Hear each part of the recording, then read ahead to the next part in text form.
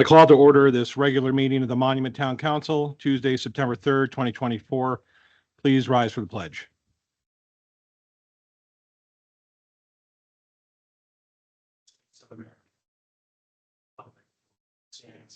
One nation under God, indivisible, with liberty and justice for all.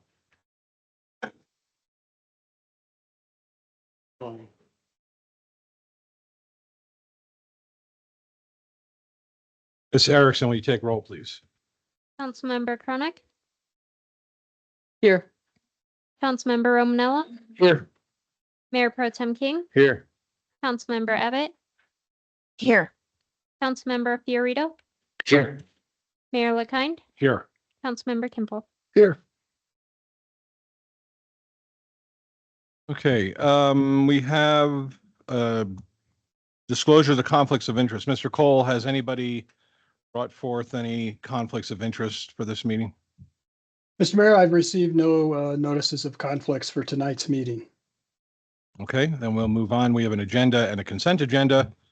Any modifications to the agenda? If none, then I'll look for a motion. Make a motion to accept the consent agenda and agenda as presented. Second. You have a motion and a second. Ms. Erickson? Councilmember Fiorito, Yes. Mayor Pro Tem King, Yes. Councilmember Kimball, Yes. Councilmember Romanella, Yes. Councilmember Abbott, Yes. Mayor LaKind, Yes. Councilmember Chronic. Yes. Thank you. Okay, up first, we have the lot drawing to determine the order of candidate names on the ballot. Ms. Erickson. Hey, tonight I have some flashcards or 3x5s, however you want to call them. And I'm gonna be doing a drawing for the at-large and the residential district 2 of how the names will be placed on the ballot. So for at-large, I have Jim Romanello and Chad Smith. Gonna just fold them up so you guys can see the names. They're there. Fold them up. And then I'll have Sylvia draw them out of the bowl for me. Just 1 second. Gotta fold them up good. I got a small bowl.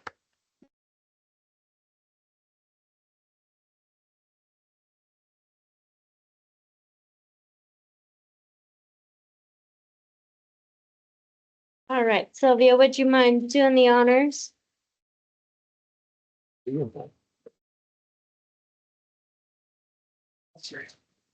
So first I have Jim Romanello, and then second on the ballot will be Chad Smith.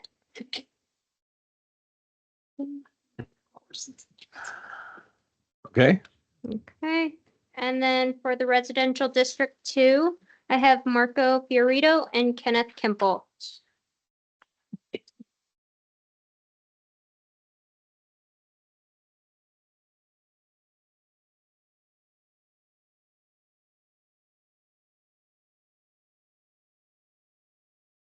Any eyes on me right now?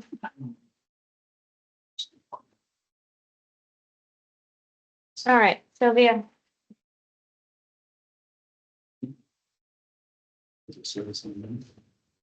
Thank you, ma'am. Okay, so the first one drawn is Kenneth Kimball, and second is Marco Fiorito. And then we'll also have for residential district 1, Laura Chronic. you're gonna draw her name out of a, Guess what? Laura Chronic. excellent. Be very interesting if somebody else's name came out. I wonder about you. That would be really weird. Okay, next up is a presentation from Jason DeBueno of Silver Key. Did I pronounce that right? Thank you. Did I pronounce that right? Dia Bueno. Dia It's Bueno. spelled wrong, but. It's spelled wrong? That's- Wait, that's a little Who spelled it confusing. wrong? Your parents or the staff on the Hopefully when I agenda? sent it in, who knows? Well, thanks for the opportunity to present there, and also council members. I'm really excited that Silver Key has had a couple of years here in the community now, but it builds off of a long-term commitment with a partner agency that had been acquired, Tri-Lake Senior Center, for many years, that the council has supported. The town of Monument has as well, and also one that has maybe not been supported directly financially, but certainly in spirit has been Monument Mountain Community Senior Services. And so Silver Key acquired that particular organization as well over the last couple of years.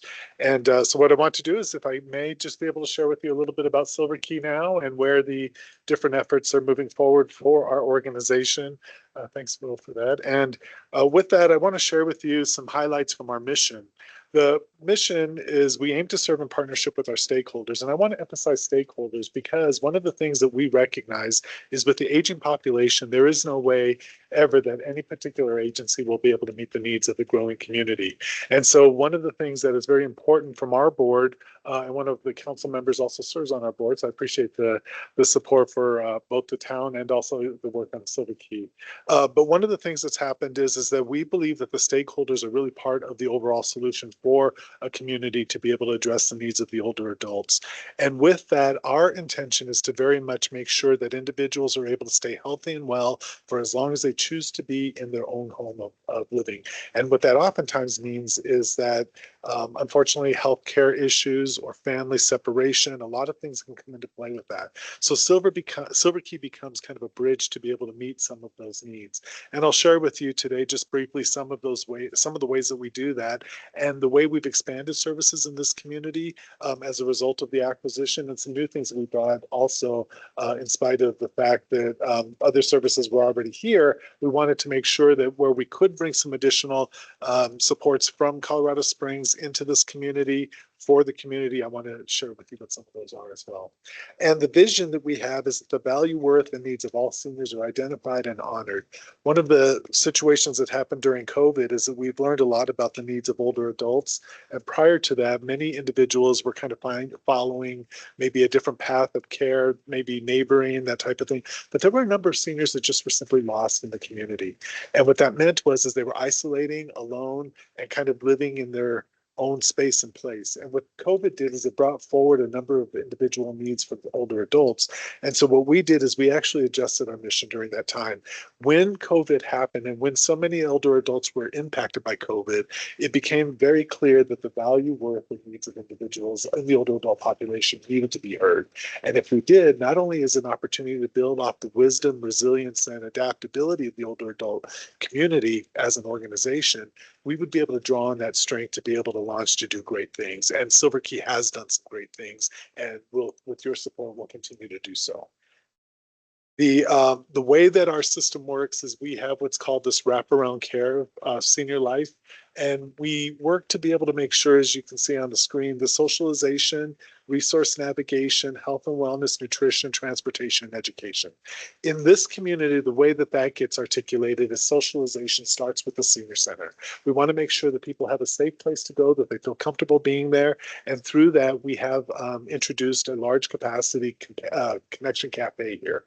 Prior to this, we were at one of the churches here in town, and we had maybe 8 to 12 people. Now our expansion has allowed for us to get to 25 to 30 people at our Connection Cafe. So we've been able to grow that. And our resource navigation, this is to be able to link people to care that they may not have otherwise known about. When Mountain Community Senior Services had the Handyman Connection program, it was a way to be able to help support people who might need a grab bar or some other kind of support for them to live independent. What we've done is we've brought forward our resource navigation and the Handyman Connection. So we've been able to get that word out more broad-based about how we would be able to link people with the support they need through home modification so they can stay in their own place for a longer period of time. Health and wellness has been one of the staples of the organization for many years. And one of the key pieces of this is our calls of reassurance. Oftentimes individuals, I will give you a quick example. There was an individual that I went to her home because we got a word that she was isolating and they were very concerned. It was an Adult Protective Services report. So I went out to this home, and what had happened is that she had collected just boxes and boxes and boxes of things that were labeled Home Shopping Network, QVC. And so she bought, I mean, I don't know how many can openers somebody needs, but they had like 6 or 7 different can openers that she was buying and just stuff. And when you ask her why, this is a real sad state, because somebody was talking with her. So she felt like people were talking with her. So she was paying for this connection to feel like she was connected to the world. And through that manipulation, all this buying. So when we went into the home, she was identified as, this is such a pejorative term, but she was identified as a hoarder. But the reality is she wasn't a hoarder. She was lonely. Yeah. And it just kept accumulating. So this would be an example of where calls of reassurance comes into play, where we offer this as part of our organization to be able to make sure that people are connected to their community.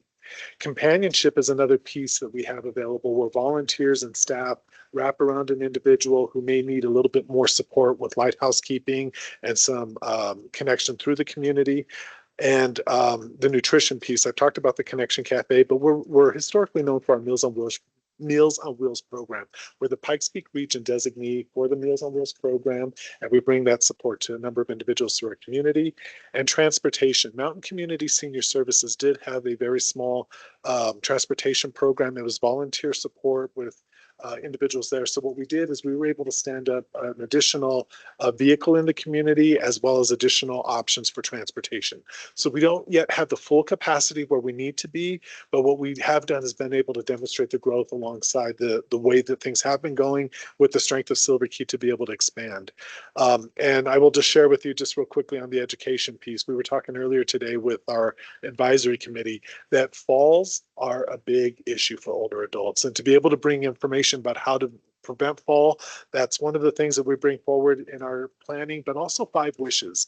For those of you who don't know, 5 Wishes is a very important document. It's from the trainings of Mother Teresa about how do you support the caregiver. One of the largest challenges that people have is the information need when somebody passes. What I mean by that is that if you don't know what somebody desires in their passing, it's expensive financially, it's expensive legally, it's expensive emotionally. And so Mother Teresa's trainings and teachings were to develop a way to be able to do an advanced care planning based on the feedback and understanding about this individual making decisions on the front end. If we do this right, we actually save the individual's resources so that you have family wealth and you translate that into better care at the end of life. So that's why we have chosen to be a 5 Wishes informed organization. I'm going to just share with you real quickly that through the handyman services, we have an average of 41 of those have happened last year. So we're continuing to build that, and we have different support for that. Part of the reason I'm presenting today is that we have historically received support from the town of Monument, and we aligned that with other dollars that have come through the Area Agency on Aging. And with that, we have been able to grow the attendance at the center. The district here, the school district has been amazing, D38, to be able to support us being in Grace Best Elementary. And we have 771 visits monthly for the 2023-2024 year. So that's a lot of capacity that we're using. We're actually outgrowing the space. So that's good news and it's bad news. So we'll talk more a little bit about what the approach is going forward with the space issue. At this point in Tri-Lakes, we deliver 183 meals per month to the community from our main kitchen down south.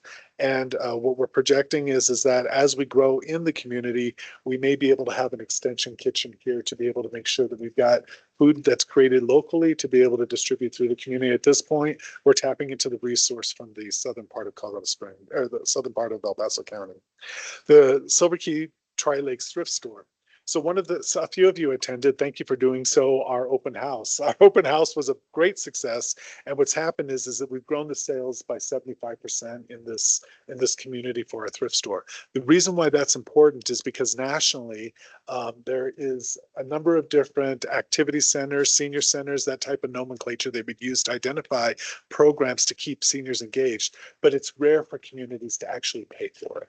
And what that means is that many cities, besides some small city, not small, big cities like San Antonio, Texas, for whatever reason, they fund all 16 of their senior centers. Don't know why, but everywhere else is not doing that. So what we have to do is we have to create what's called social enterprise. So we've got a social enterprise to be able to have a retail option to be able to fund the operations of our senior center. That's the way we're able to continue to grow. So that's why the thrift store is very much part of our history in Colorado Springs and here to fund our 2 activity centers. By the way, we have brought forward a brand new activity center mirroring off of what's happened here in Tri-Lakes. The other thing I'll share with you about the thrift store is what I'd like to see eventually is something that we have down south that we don't have here yet is access to durable medical equipment.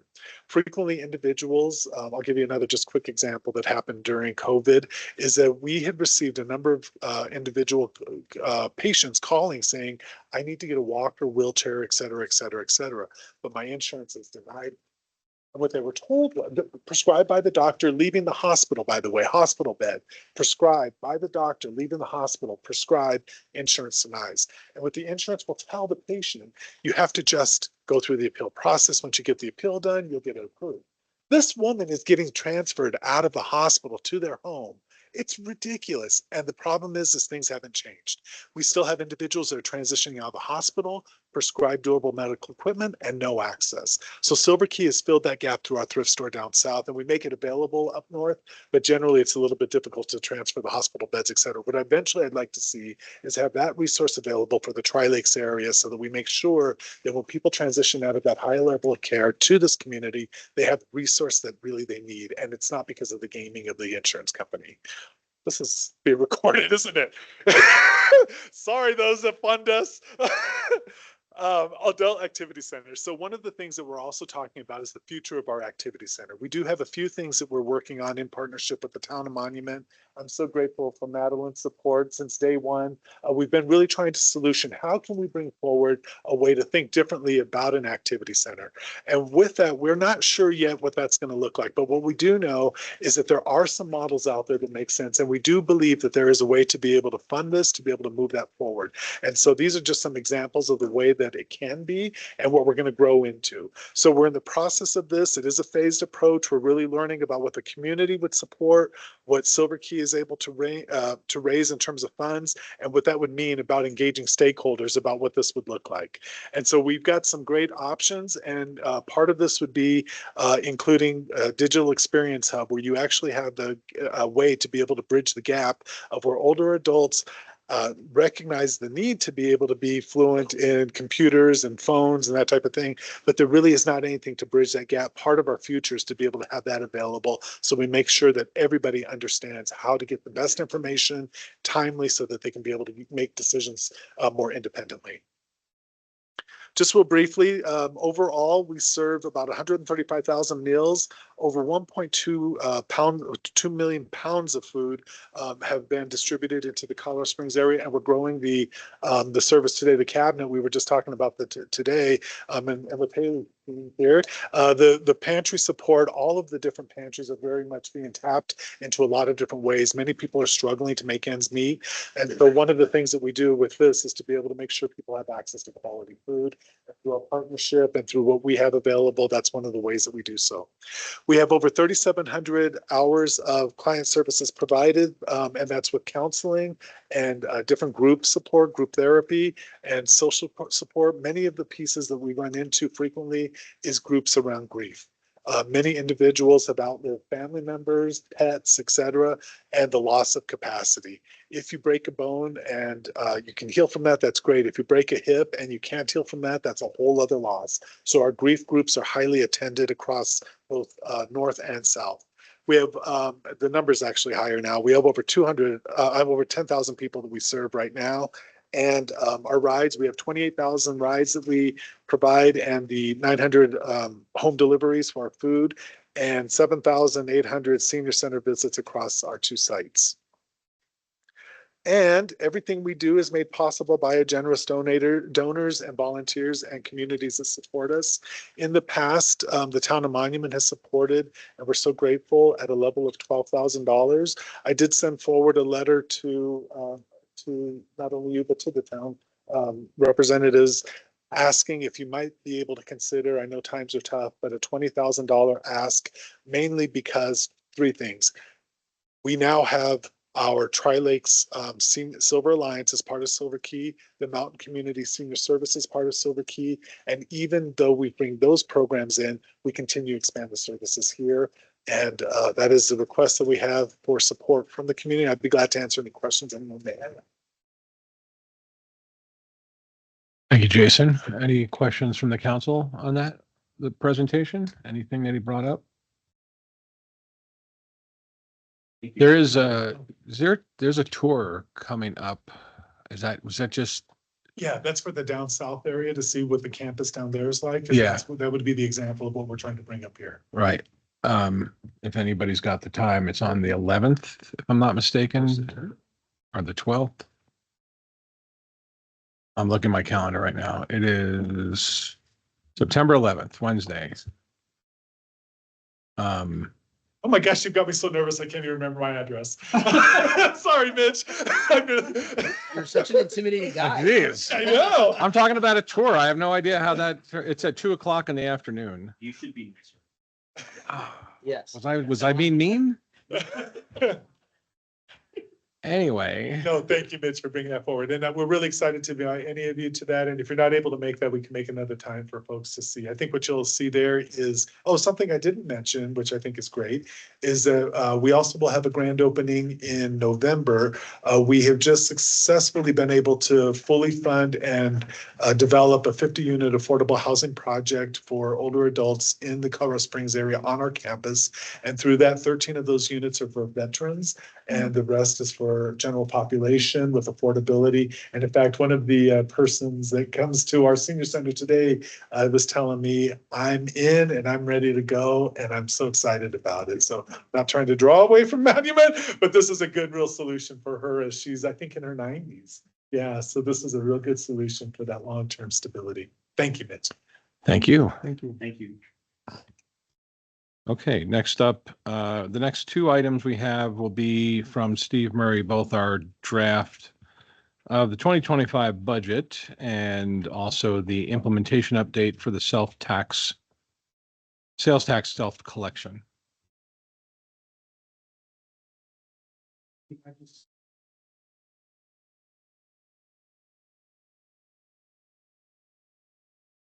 All right, good evening, Mayor and council members. As Mayor mentioned, we'll be looking at the 25 draft budget. Our first slide here, we have our combined cash accounts as the end of July. The combined cash accounts reflects all the town's money, including the investments and holding accounts. The cash allocation reconciliation that you see below, and let me get this out of here. That you see below is from our accounting software and is allocated based on the operational use of each fund. One thing I would like to mention on this slide is, as you can see, our combined cash accounts, the Wells Fargo operating at 17 million and the Express deposit account at 1 million. Those are the funds that go into the Wells Fargo sweep account on a nightly basis. And we have the Piper Sandler investment at 10 million.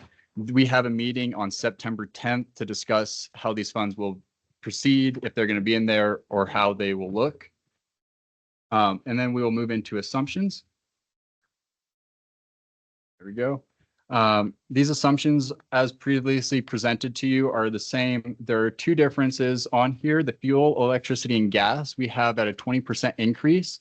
This is a 20% increase off of 23 actuals. And then we used the first 4 months of 24 for months that don't fluctuate, and gave those a 10% increase. The other thing is mill levy. We received our property valuation on August 29th.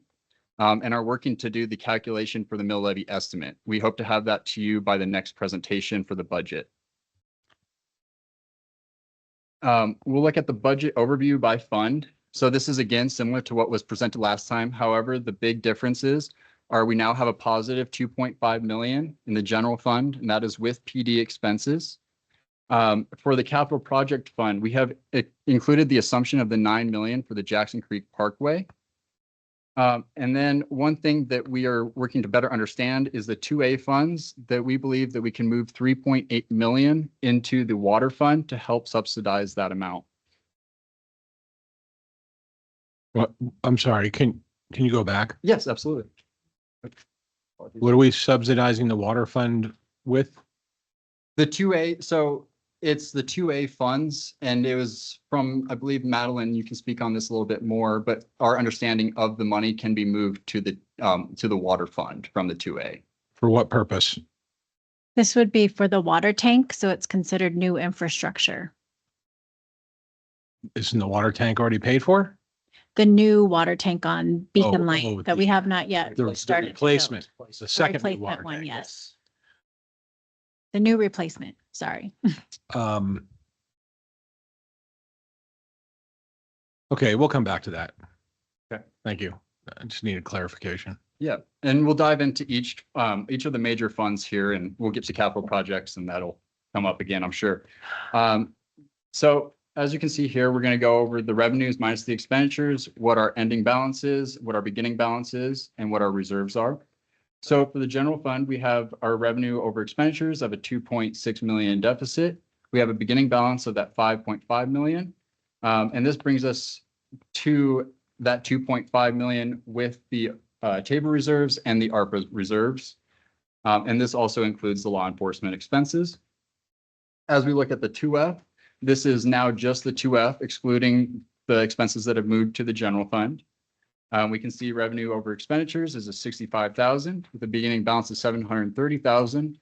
Our ending unreserved funds is 660,000 for the 2F. And this is now in compliance with the ordinance of 27-2001. As we move to the water fund summary here, we can see that we have a deficit of the 4.6 million, a beginning balance of 5.6 million, and an unreserved of 146,000 in the deficit. There's an additional reserve of 1.1 million for other designations. As we're looking into why these funds were placed into the reserves and how we can allocate these funds.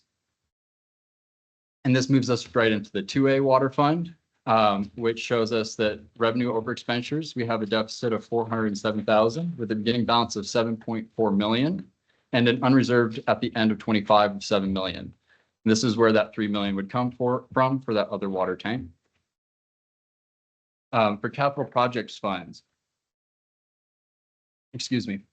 we have revenues over expenditures of 5.7 million and a beginning balance of 2 million, an unreserved of 3.5 million. And this includes the entire 9 million of the Jackson Creek Parkway assumption. As we move into our smaller funds, we have Community Development Fund, the Traffic Impact Fee, and Storm Drainage Impact. And these have a respective 40,000, 313,000, and 180,000 of unreserved fund balances. And then our last two small funds are the Park Fee Fund and the Conservation Trust Fund. The Park Fee Fund will include lodging tax if it's passed on the ballot. But the Park Fee Fund right now has an unreserved of 40,000 and the Conservation Trust Fund has an unreserved of 160,000. Some projects that we are looking for in the general fund and some things that we are looking, actually these next two slides will be projects that we've identified as the town of things that are in the upcoming budget that can be moved to future dates. And we are looking for the council's input and on what priorities you'd like to see on these projects. And I'll go to the next slide so you can see those as well. And here's where you can see that Monument Hill water tank for $3 million. And then lastly, we have the supplemental projects. This is very similar to what you saw last time as well. These are wish list items that we would like the council's guidance on where and when these projects should be placed in the budget. And that's it for the presentation. If you have any questions, we can take them now.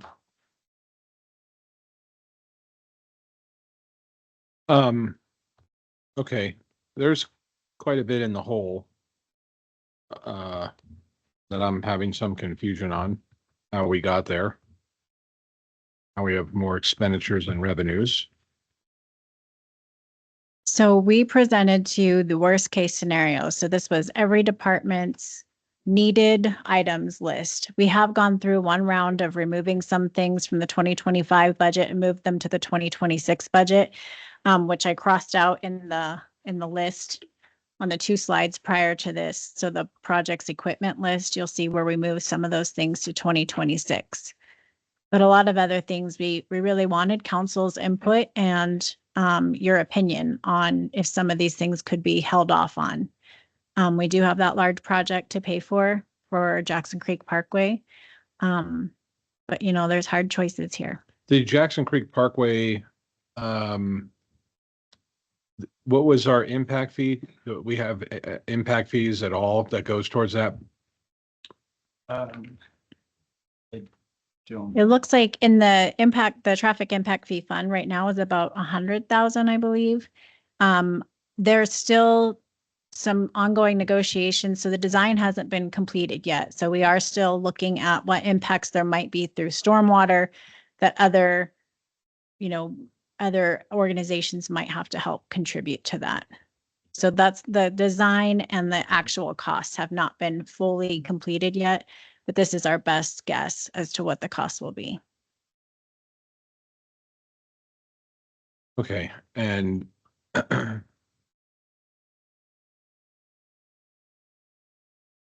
the self-collection of sales tax, that's a cost of 200,000? Correct. It's gonna cost us 200,000 to collect sales tax? Yes. Through the software that is through GovOS that we'll be using, and through Sophia, our sales tax consultant.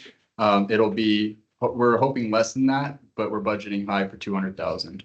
And that's a contracted amount we've already contracted for. This is above and beyond what we've already contracted GovOS for. GovOS, I believe, and Sophia is going to be presenting next, but she can speak on this as well. I believe it is a fixed rate on a yearly basis. Okay, and the attorney below that, 300? The attorney, that's same thing. It's budgeted. It's not a fixed amount. It's what we're assuming that the town will use the attorney for. Based on this year's expenses.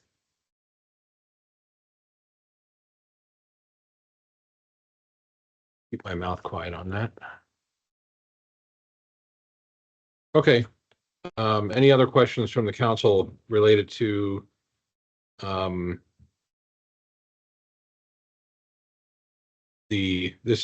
budget in general? Question on the 2F.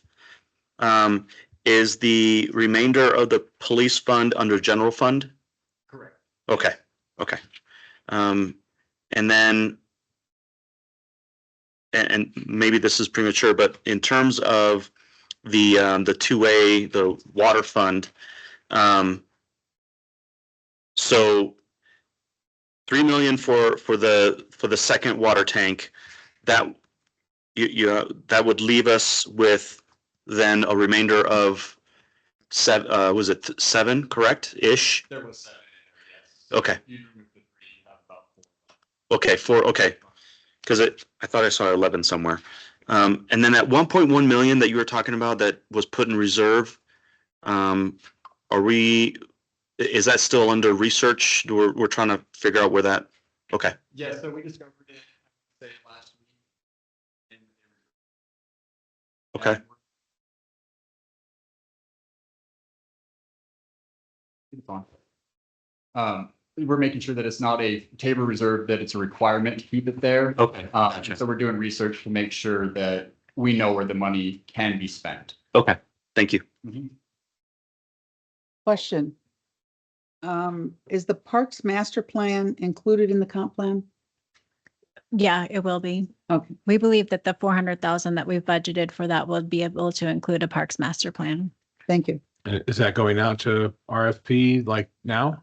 We have to do the town council and the planning commission workshop in order to solidify the scope, and then it should go out right after that. So that's set for September 25th.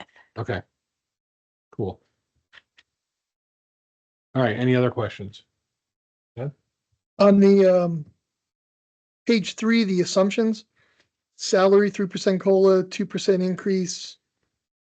Is that across the board? That's our standard So in the past, raise. they do, COLA is based off federal COLA. Yep.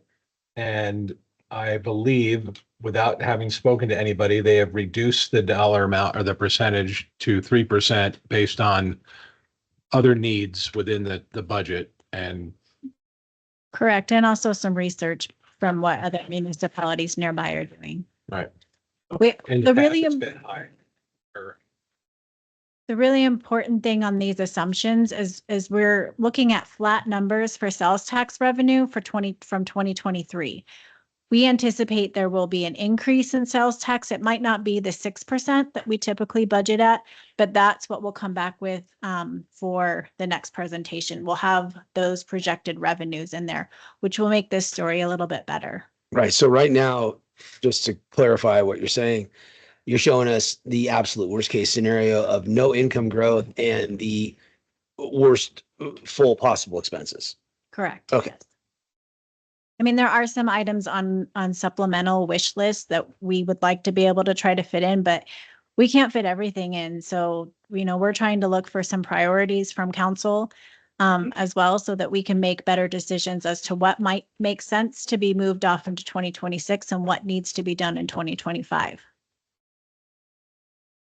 Okay, the police fund, is that?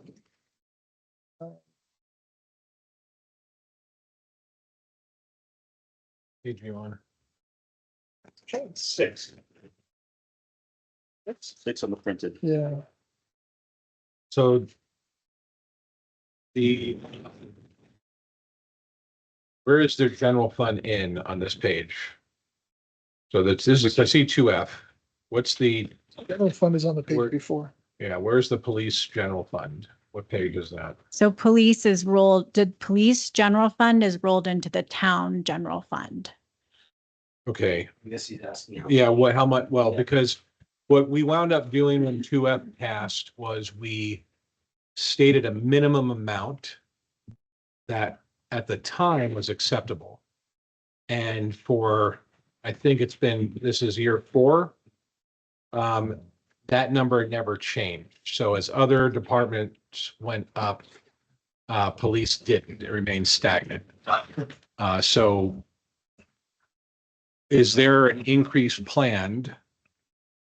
Because the 2F, and I think you're wanting to know, like the 2F has got a limited amount of personnel and equipment that it has to be used for. Yep. I want to make sure the general fund Covers covers the rest. It's going, Yeah, so we were traditionally getting $2.7. $2.7. That is awesome. $2.7 million from the general fund to cover expenses, which over the last 4 years, hasn't grown at all. So I've presented finance with several scenarios between $3.5 and $3.7 million asked this year from the general fund. Okay, and that's part of the, Page 5. Yes, it's all included in there. okay, The only differences in the numbers I sent were how many people we would add. So I sent a number, if we added no cops, I sent a number for 1, 2, and 3, just so we had a range to look at, and then hopefully we could all come together and decide. Yeah. That's what we want to do. That's the other lead on question was I wanted to know, like, have we looked at the feasibility of increasing the police force overall, staffing with more personnel? Right, so I think the numbers that we put forward show no additional officers. We were gonna put on our supplemental list, just the itemized cost of adding 1 or 2 or 3. If it was up to me, there's a certain hour in my mind that I'd like to be at.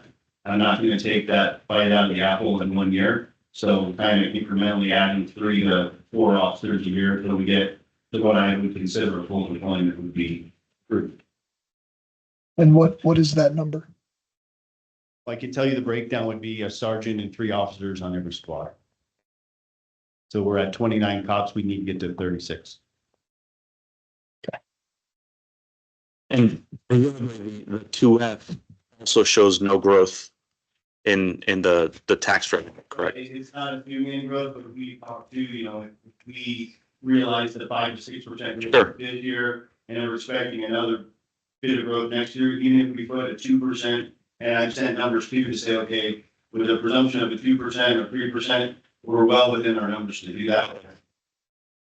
But I think philosophically, we've been very, very conservative, which I do understand. But we're kind of coming up to a year where we do need to spend a lot of money, and we might need to start taking a look at maybe adding a little increase. Okay, thank you. I'm jumping around a little bit, but on the,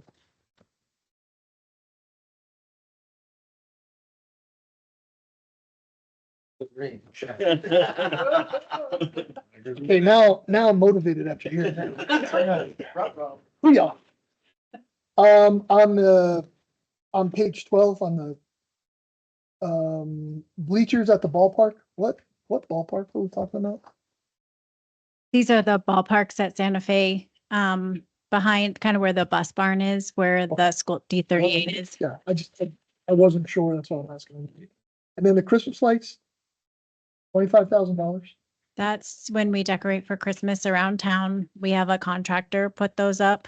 But does that include the lights that are on? No, it does not include Second Street. This is like the Limbach Park, Lavalette Park. His house. The water Tank. plant. Yeah. Great his water. I have jellyfish lights at my place. Yeah, no, these are just our standard Christmas lights around town. Okay, So- around, that's what I was trying to, I was like, wait, that's only on Second Street. Okay. Yeah, no, it does not include Second Street. And then everything that's on here, that says move to 2026, that's what the departments determined. That's their recommendation. Correct, yes. And then what you're looking for is you're looking for additional guidance Correct, yes. to cut even further to get under what number? Right now we're at like 2.96 for a reserve. Generally, we have like a 12 to 15% reserve. So obviously we'd like to try and get our reserve a little bit higher. Yeah. So looking for some of your input as to what you might think is important for us to accomplish in 2025. Now, some of these things you might want department recommendations, and that's fine too, but we wanted you to be part of this process. When is the retreat scheduled for? We don't have a schedule yet. I'm waiting kind of to hear back from everybody on availability. These visions should be discussed. I mean, in public at the retreat gives us a little bit more relaxation around discussing it, but obviously we need to go through these things and But I'd rather not be hiding now. you've not gotten dates from everybody yet? We tentatively have the dates of September 26th and 27th, but I don't have like an official approval that that's a good date from council. Okay, we need to get this hammered sooner than it's already September. Right. What are we waiting for? I mean, I'm good for those dates. Okay, so then that's the Friday, Saturday, correct? No, that's a Correct, Thursday- yeah. Thursday, That's Friday. Thursday. That's Thursday, Friday. I'm sorry. Okay, so there, We have Okay, six that's- plus training. Which is, It's 26th. that's like an hour. All right, we can come back to that and discuss it during council comments. Anything else on the budget specifically? And well, one of my last questions, or last question for right now is there was discussion of the $200,000 returning from the loop water system.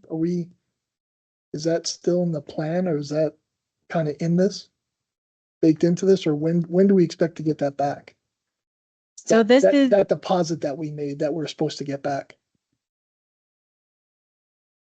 that I would have to ask Mr. Tharnish about. I don't know about that deposit. So what that deposit is the money that all four entities put into to get things going for the whole design process. But I think if I remember the numbers, it's around 90% of it will be refundable through the ARPA grant, because it was an ARPA grant that we got to spend. We had to put the money up front to spend, and then we reimbursed, except for there's certain categories we won't get back, but it's something like 88 to 90% of it will come back. Do we have an anticipation of when that's gonna be given I- back? And then the follow on is, what fund does that money go back into? I think right now it's coming out of the 2A fund. There's a line item in there. It says loop water or something like that. Diagram. But it should come back to 2A because it's a future renewable water source, which is what 2A, one of the many things that 2A could fund. That's how we started out. I can try to get a date as to when we'll start getting back those incrementally. It's like a lot of government grant programs where you have to submit a bunch of expenditures, and can't remember if it's quarterly or semi-annual, or maybe it's once a year. And then the county is the one holding the funds, and the county would reimburse the authority, which is the 4 members. But I'll have to get back with you on the timing of that. Thank you. Okay. All right, so I have a couple questions on here too. So first, starting with the comp plan, there was talk at some point that Triview might be contributing to that. Is that still on the table, or? It's, we haven't worked out an agreement with them yet on that. The 200,000 is what we budgeted, and then we got a $200,000 grant. So Right. 400,000 is what we're anticipating for budget. If we are able to work out an agreement with them, then we'll have that as well. Okay, I'm just looking for where we could maybe generate some extra revenue. And then the impact fee study, that's out for RFP now, or?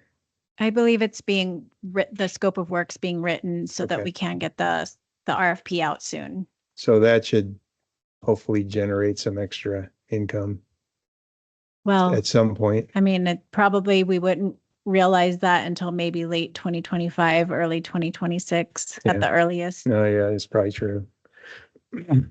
On the self-collection of the sales tax,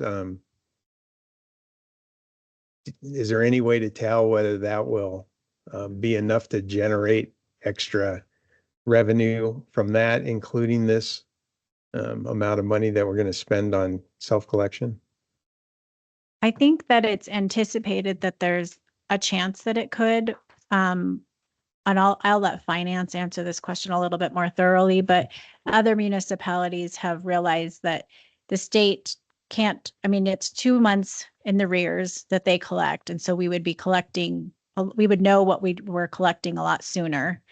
And then we would also have the ability to audit our businesses a little bit closer. So we would have a business license list, and then we would understand if we're collecting from all of our businesses appropriately. Okay, because right now we have no way to really audit the state. Correct. Right. Okay,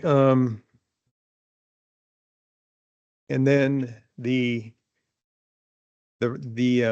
roof solar project that's on here, Mhm.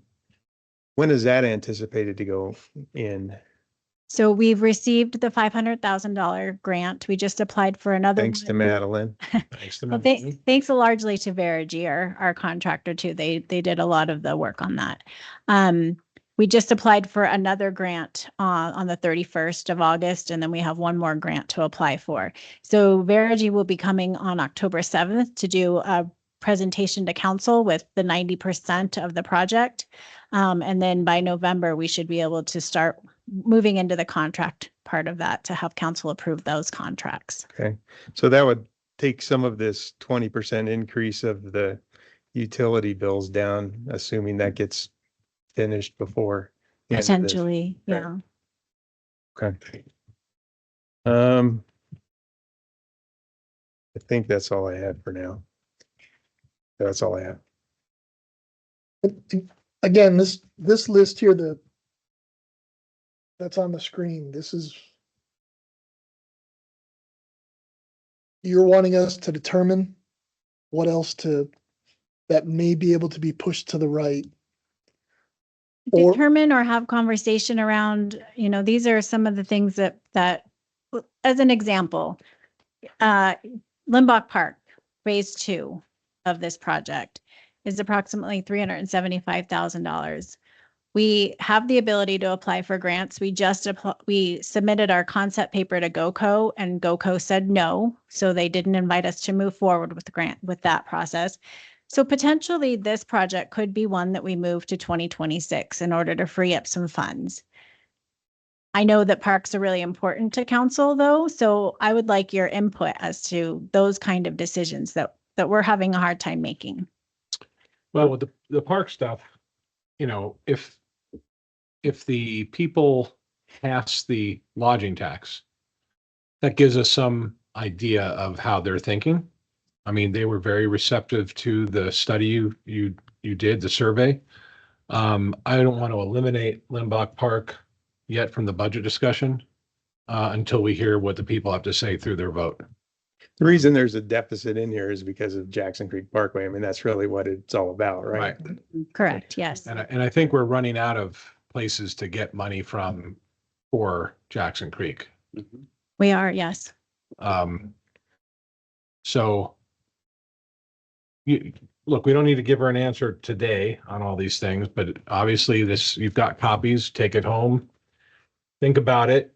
You are more than welcome to email and ask questions of staff, and then they can provide answers back to the entire council if you have some. Okay. Obviously blind, you know, so we're not trying to make a decision. We just want to make sure that people have questions. Like, you know, there's some things in here. I wonder if security cameras don't fall under police versus IT. Because it is security and they are our security force to protect the building, right? No, thank you. No, I joke a little bit, but you know, we had some discussions early on of where that should fall under. The decision was made to move it to IT just because they're the ones that had the expertise to capture the video, store the video, all of that. That was kind of the reasoning behind that. And I still like that reasoning personally, but obviously I'm gonna listen to whatever you want. Okay, well, if anybody's got any further questions, you can take them up with Madeline and she can get answers from all the different departments. Are we done with questions related to the budget so far today? If so, we can move on to the second part of the financial presentation about the sales tax self-collection. So my name is on here for the presentation, but I'm going to hand it over to Sophia, our sales tax consultant, to handle this presentation.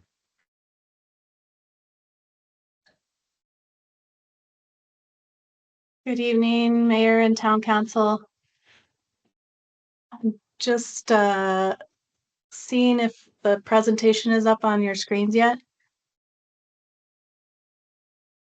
It's not on our screen. Not yet. Okay.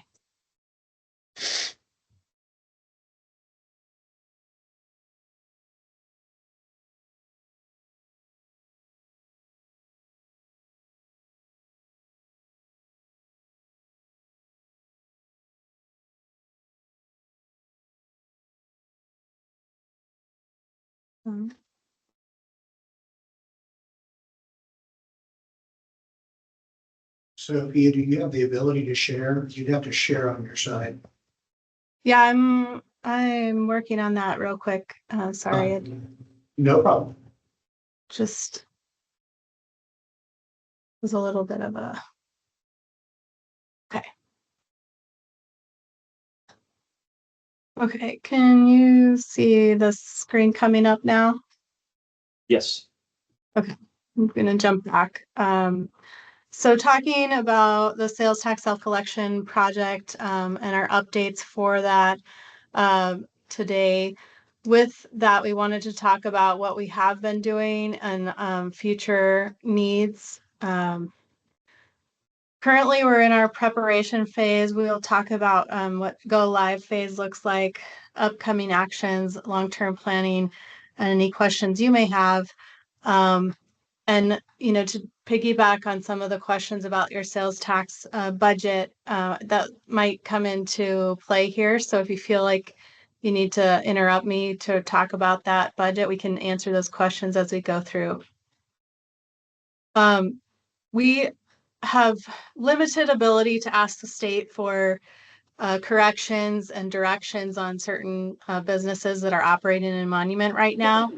But we were able to match several businesses that are licensed for business with Monument Town that were not in the state data.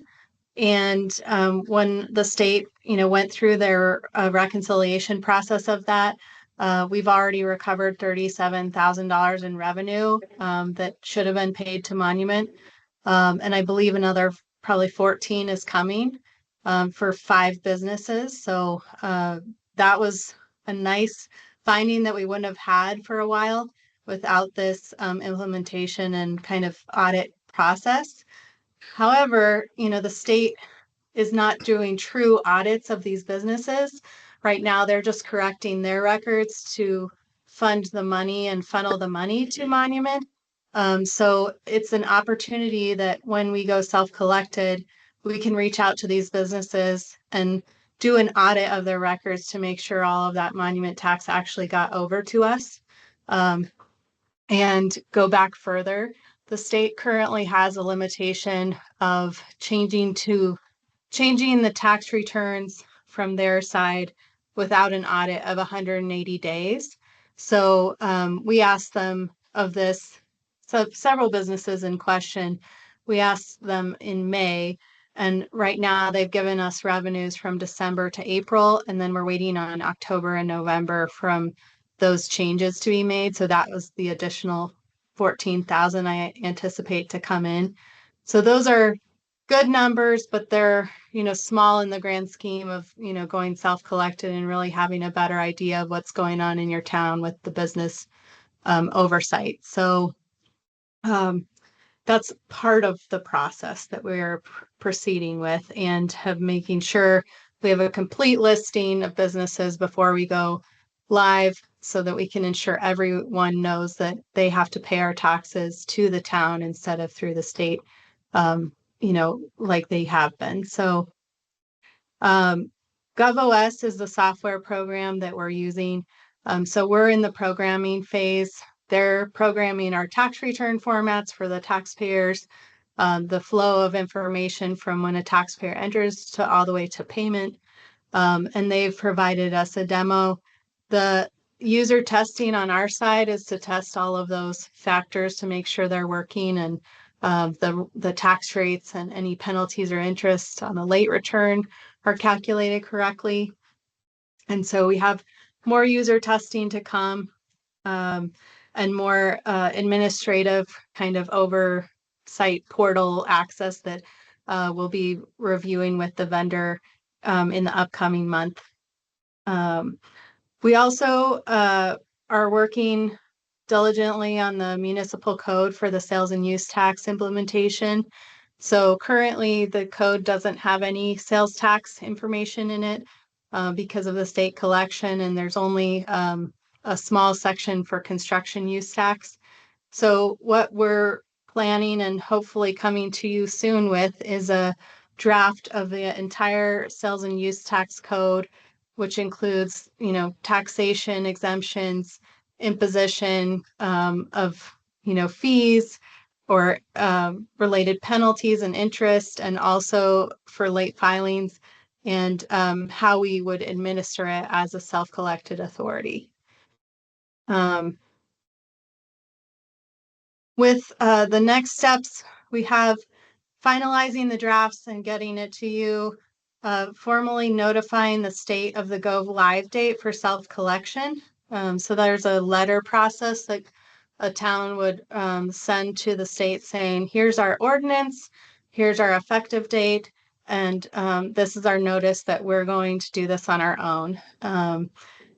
We would also have the website published, and that's just pending the ordinance approval. So giving information to the town and the taxpayers about the tax process. And then, formalizing dates for education videos, potentially a seminar if needed, or a webinar, and other public educational brochures. So some of that goes along with our software vendor, who has very explicit instructions and would be reaching out to all the businesses currently registered, and they'll be sending them a letter and notification that they can go into their the new portal and create an account. That will tie them to the account data that we input into the portal and previous return history that we've gotten from the state of Colorado. We do have a new information in here, which is a change in the go live date. So originally we proposed October 1st of 2024 in March. And there's a couple things that go along with the request for the change. Is the Colorado Department of Revenue had some legislative changes in May, and they really only publish changes to tax information and tax return processing procedures on effective for January 1 and July 1 of each year. So they would not publicize our go live date for us for several months if we went live October 1st. And also we wanted to make sure that all the filing frequencies for quarter, annual, and monthly filers are in line, and that they're all going to be starting to file January 1st with us, and not kind of a partial year with the state and partial with the town. And then it will provide us the time for the system requirements to be fully vetted. So we've tested some of the system and gone back to the vendor with some updates and errors that we found in the testing. And we just want to make sure it's running completely smoothly before a lot of taxpayers are introduced to it and it's not operating effectively. We want it to be at, the top optimal measure when we go live. And then ensuring our compliance with notifying the state of our ordinance adoption. They like to have a 45-day window. It can be as close as 10 right now, but in the future it'll be 45 days of a change to the taxation. So this would give us plenty of time to make sure that's completed. And just giving the extra time for the public before the change of the year. So that is a change in our original plan.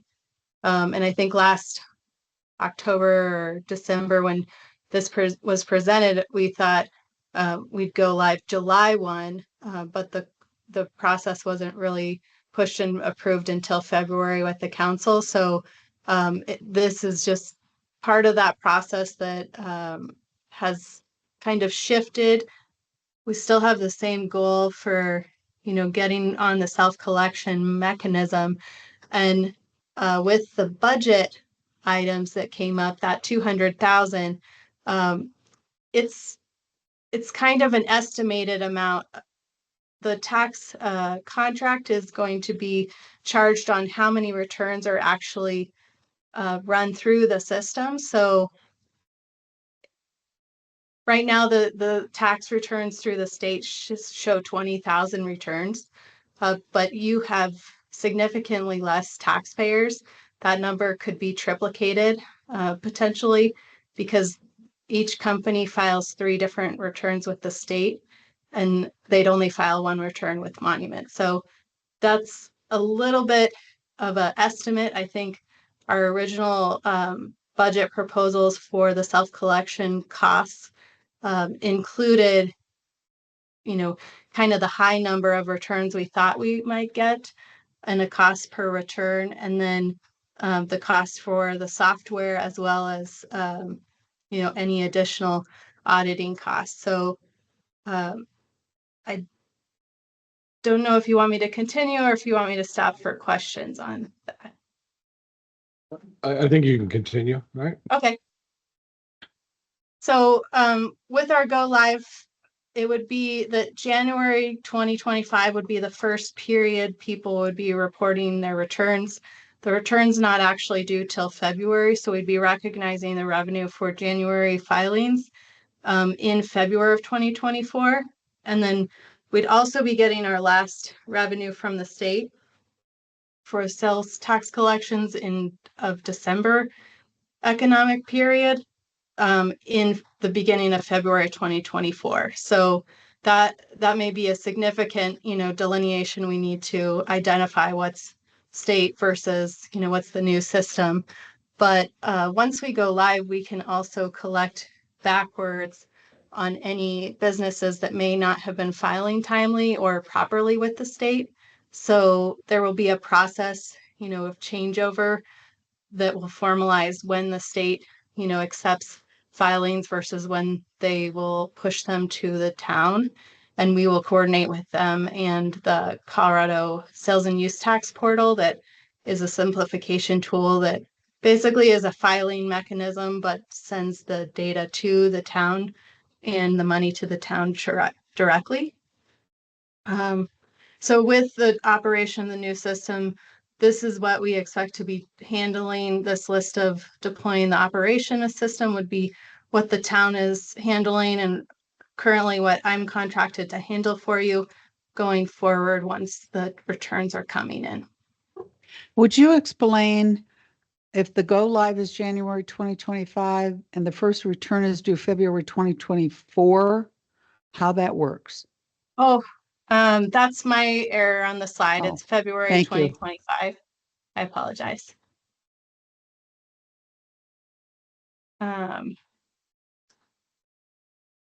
Okay. And future phases, again, including, those abilities to audit the businesses. Voluntary disclosure agreements is where a taxpayer who has been non-compliant comes forward on their own, and there may be, agreement to pay the tax, and potentially waive some of the penalties to get their money in the door. And construction use tax compliance is another opportunity where we could look at all the building going on and determine if the valuations, complement the taxes that are actually used on the materials that are put into the projects. And then STR compliance is also noted on there for, additional things that we may be looking at for future business license requirements for short-term rentals, as well as making sure that they're filing either directly or through those third-party platforms like Airbnb and VRBO. And that's all I have. Okay. Any questions for? I just have one. Yeah. First off, nice job on finding the $50,000 that the state wasn't paying us. So congratulations on that. And my one question is, because when this has been with the state, sometimes, the town boundaries expand and other things. And the state doesn't seem to be up to speed on where our boundaries are. We found a fairly major subdivision a couple years ago that they weren't collecting sales tax on it. So by you doing this, we just keep that updated constantly. Is that how that works? Yeah, so part of going with the state is, we can pass the GIS data over to, it's called TTR Services, or it's run by Avalara, but it's a platform where the state has contracted them to determine the boundaries for taxation purposes. And the cities and towns are responsible to submit that data to them, to this portal, and then all the taxpayers know that they're in that boundary. And it's kind of like a Google Map integration where you can click on one area and it'll tell you you're in the town of Monument and you're within the Pikes Peak, regional transportation district. And if you click on another area, it'll say, oh, you're only in the town of Monument. and not the regional transportation districts. So if you have any other, if there's other special districts that are not just town revenue allocation, but are districts collected separately by the state, then that would show as a distinctive, area in that section of the map. And it will also tell them the rates and what is taxed. So with the Go Live and the self-collection, we can submit that data directly to this portal, and we can monitor, errors and addressing. If currently we send that to the state, I don't know the level that we, can keep reminding them that it's not in, or it's not correct is one option, but we, just like auditing, we can't really look at those data records to see beyond the what they've determined and what they've told us. But we can, with this self-collection process, we can go forward and actually, say this is incorrect and have more, I guess, what do you call it? More forceful, not forceful, but, credibility in getting the data updated. Because right now, when a non-self-collected town goes forward to this, they're like, oh, well, we're getting your data from the state. So you're talking to so many parties. But this way we can talk directly to those addressing tools, software programs that determine those boundaries and have them update it on a regular basis. Okay, thank you. Yeah, of course. All right, thank you for that presentation. I don't think we have any more questions or comments. Just real quick, is there any possibility that this is going to go beyond January of 25? As far as what I think as soon as we pass the ordinance and say it's effective, then that's what we're, going to be held to. And I think that will also help the vendor with their timeline, and our accountability of the vendor is putting the pressure on them and saying, okay, it's solidified. And then that way we are, on the road to educating the public. And I don't anticipate, unless there's problems with the ordinance that would cause delays, I think that would be the only area of concern on the project timeline. Yeah, so how far along are we with the ordinance, Mr. Cole? Have you had a chance to look at it? Yes, I expect that we're going to bring it to you at your next meeting. So I think it's shaping up really good. Okay, Great, thank you. well, thank you. All right, anything else? All right, thank you very much for all the presentations. Thank you. We will move on to our ordinances. The first ordinance is 18/2024, an ordinance approving a final plan U development for Ziggy's Coffee. Mr. Ungerleider.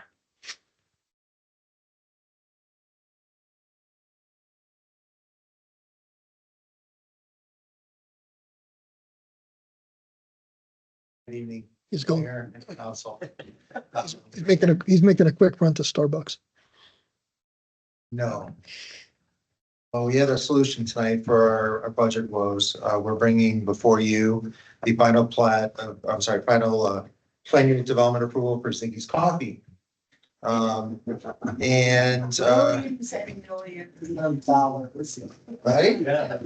Right, okay.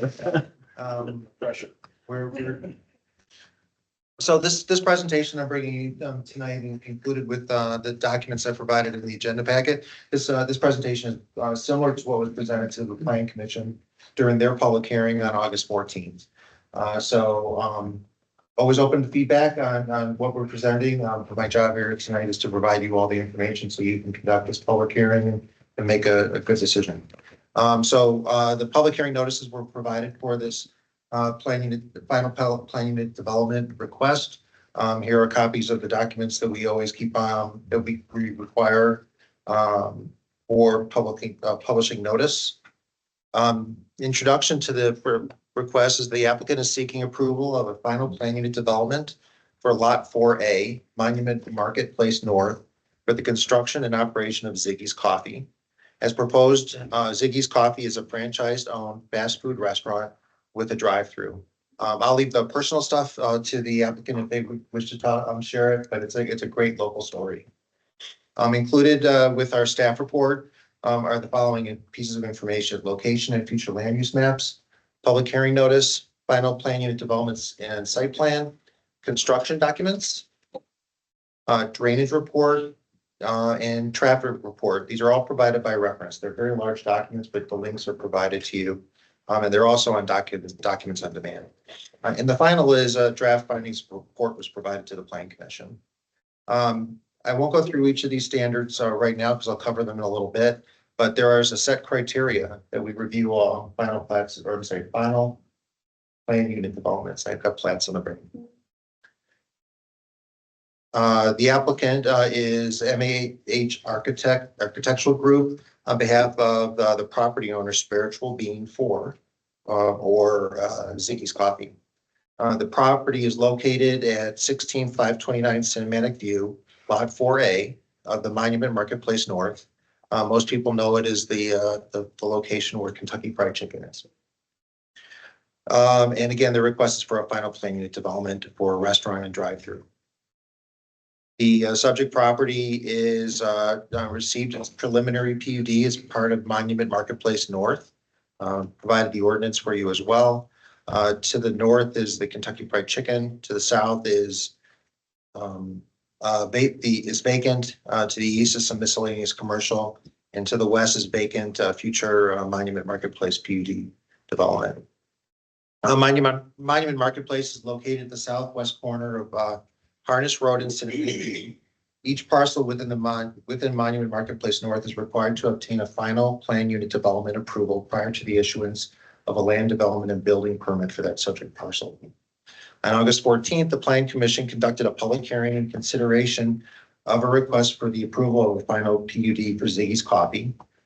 I've included with my memo to you in the agenda packet a copy of their draft minutes. You'll note that in the minutes where we not only provide the conversation the Plan Commission might have had during that case, but we also talk about things that they raised afterwards as well. And we do plan on bringing those topics back to Plan Commission later to make sure that we finish up that conversation.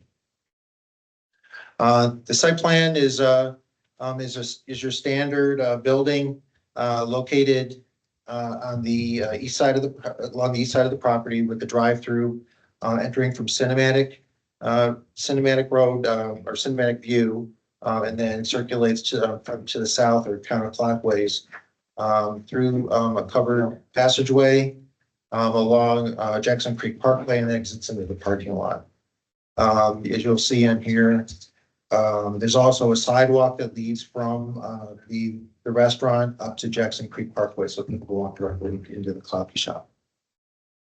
The landscape plan, it's a beautiful landscape plan. You can tell that they took the landscaping rather personal.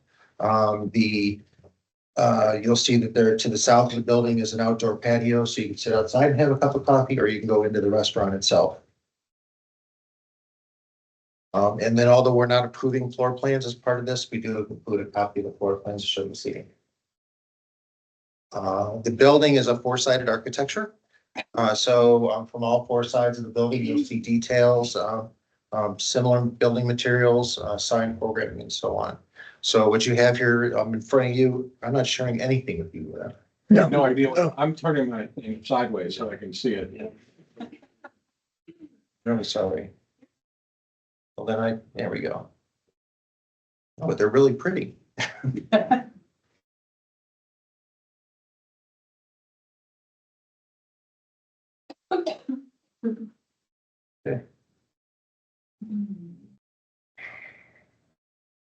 Try one more time.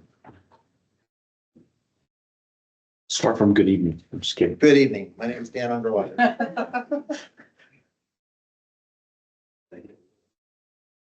Oh, I'm good. Okay. Okay. There it is. There it is. Turn our computer sideways now. That's good. Ooh. Thank you. Okay, so well, let's do that again for the elevation. So again, it's four-sided architecture. You're looking here, what you would see in the building, from coming, heading north on Jackson Creek Parkway, or viewing the building from a cinematic view. Cinematic view is probably the front door of this project. But what's nice about this project, and this came up during the Plan Commission discussion, the north side of the elevation has the same type of architectural detailing. This would be what you would see heading south on Jackson Creek Parkway. And then the drive-through facing Jackson Creek Parkway, again, it's covered, has the same type of building material. So this is a nice looking building. And the review criteria that the Plan Commission took a look at is to confirm that the project complies with the comprehensive plan. The comprehensive plan calls this out as a mixed use site. And this use certainly complies with the intent of that designation. The staff, your staff and our development review partners also reviewed the project to confirm that the project complies with development code, and we in fact did so. And then stormwater management, you'll see a copy again in documents on demand, a copy of the stormwater management report, and it does take a look at it. It does identify the existing stormwater basins and stormwater systems that are in place, and has found this project to be in compliance with the stormwater management program. There's also a traffic analysis report that did also confirm that this project complied and conforms, and the site certainly has been developed for this type of use. So what we're working with the Plan Commission is we work with the draft findings of fact. They are able to modify the draft that we provided them, take it or leave it, start over. They went with the draft finding of fact that I'll present to you tonight, and that is in fact attached with the ordinance that I presented to you as well. Findings of fact would be the proposed use meets the intent of the comprehensive plan designation for the property. The final plan unit development is consistent with the approved preliminary plan unit development. On-site circulation and access are designed for the anticipated type of pedestrian and vehicular traffic generated by the restaurant and the drive-through. Building design is in terms of orientation, space, material, and exterior color and texture, storage and lighting, and so on are compatible with existing and anticipated area, community, and it's behind my picture, so I'm not seeing. Commercial developments, thank you. The landscaping is a quality design that enhances the site and is compatible with the surrounding neighborhood, is shown by amount, type, and materials used. Adequate off-street parking, both standard and ADA accessible, is provided. And finally, the final plan unit development fits within the context of the plan, land use pattern, and roadway and utility systems of the larger surrounding area. The ordinance also now, I made sure it includes by reference reference to all the plans that are being approved as part of this PUD. Therefore, our staff members, such as myself, in years to come, will actually be able to pull out those approved plans that you approved or Plan Commission reviewed to assure compliance with those approved plans. So what we're asking for is a motion to approve ordinance 18/2024, granting a final plan unit development for lot 4A, Monument Marketplace North filing number 1A, or AKA 16/529 Cinematic View, for the construction and operation of Ziggy's Coffee. And I'm available for any questions, or if you'd like me to show the beginning of my slide presentation. I do have a question. So I did not read the traffic study this time. Usually I do. Is the expected amount of volume that this would generate going to trigger any warrants on Jackson Creek? No. Because right now that getting out of that area between Cinematic and the existing businesses, between the car wash, KFC, the new apartments that are coming online, getting northbound onto Jackson Creek is becoming problematic. And just wondering at what point, what is going to trigger a warrant in that intersection? I'll certainly take a closer look at that. We've got several more plans that may be coming before the plan commission and you in the coming months. And I'll make sure I have a solid answer for that. Right. I mean, I assume there's going to be more because there's a couple more empty lots, right? So you got a Dairy Queen, right? I'm just kidding. There's a Chick-fil-A, Dairy Queen, there's an Express. Yeah, there's a restaurant and Right. there's a commercial, small commercial center, which may or may not include a dairy. We'll see. I'm just concerned about the left turn traffic coming from either direction, right? So the left turn traffic that's coming from the east and heading south, it's a really wide intersection. And there are some blind spots, few, but I mean, what more needs to be built before we get some type of traffic control there to make it safer? As I said, for the next case before you, I'll make sure I have a specific number that can dictate whether some of the other improvement is required. Okay, I will say that I am happy that there's an alternate chain name for coffee. It doesn't start with S. Does not start with an S. 100%. Thank you for going to the end of the alphabet. Very close to where I live. Oh, very, very close to where you live. Very close to where I live. Just be careful making a left-hand turn. I will. Okay. I usually make rice, so back up. So perfect. I don't have any questions. I know that there probably will be some. I'm good. questions. You're good? Go ahead. I'm just, with the traffic that's gonna be generated, if I'm reading everything right, this is estimating that it's gonna generate 533 trips in a 24-hour period. That's what it says here. But it's not open 24 hours a day, right? Don't recall. Yeah. Yeah, that was one of the questions. I was, We wish, yeah, but then no. I was wondering, because, yeah, I was wondering that, because then later on in the report, it saying that there's gonna be pass-by trip reduction. Site development proposed, pass-by trip reduction by 60%. What does that mean? I don't know, so I'd have to follow up with the engineers. Yes, sir. We've got traffic consultant virtually. That would be great. It's what you do. That's. Oh, it's Everything that, with the 10 rates. Stand by SS. Inside.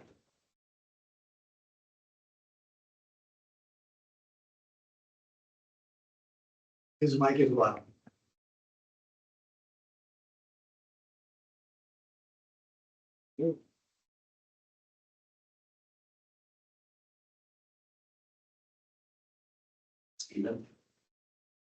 You'll have to unmute yourself on your side.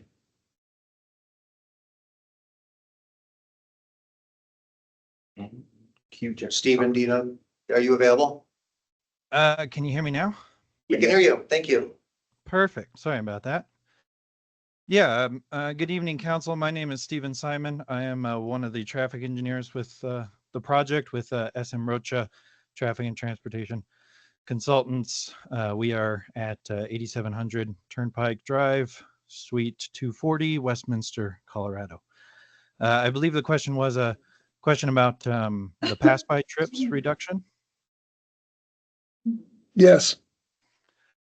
Okay, great. Yeah, so just to clarify, so when we look at specifically uses of this type, when we're thinking about convenience, ITE, which is the Institute of Transportation Engineers, they define pass-by trips as it's essentially not new traffic. What it is it's traffic that's already existing out there, but by providing this convenient place on route to wherever the existing traffic is going, from home to work or vice versa, then they will take a diversion in their normal route to go in and grab a cup of coffee in this case, and then they'll go back out onto the main street and continue on their way.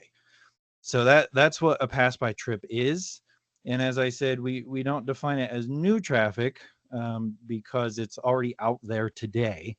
And so based on our estimates, we expect as much as 60% is very likely to be passed by trips for this development. So that would be just pooling existing traffic that's already there off the main road to visit the site.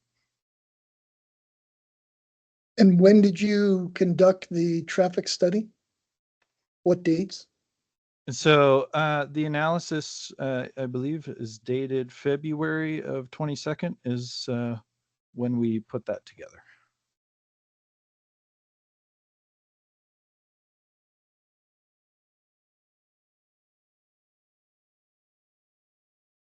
Did they not do several days of study, of the traffic study?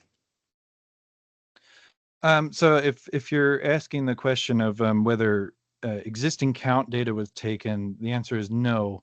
So for this development, we were only requested to provide a letter of traffic conformance.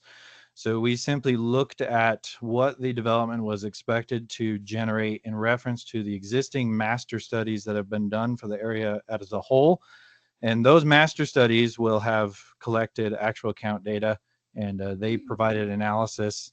And what our traffic conformance letter does is it states that the traffic generated by the Ziggy's Coffee is in conformance with the volumes that those previous master studies expected. And so all recommendations and findings from those previous studies are still valid, and we would continue to recommend them.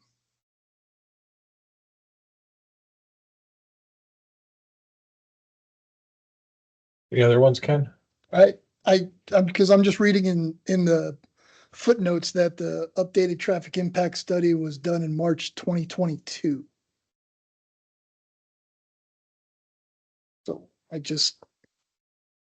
that's a couple years ago. And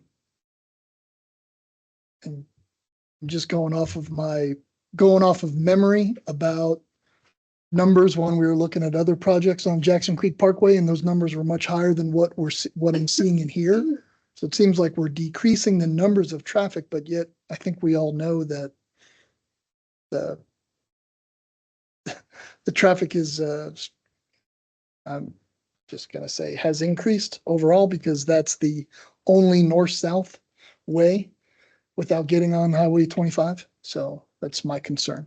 Well, and I have a concern too, when you talk about taking a snapshot and then using accumulated data, taking data from 2022, and if you're not doing an actual study in 2024, what happens to that 2 years worth of whatever traffic has been generated during that period of time? And as you move forward, you keep accumulating, but it doesn't appear that it's being reported. I've got some real issues with the whole JCP thing, but that's neither here nor there.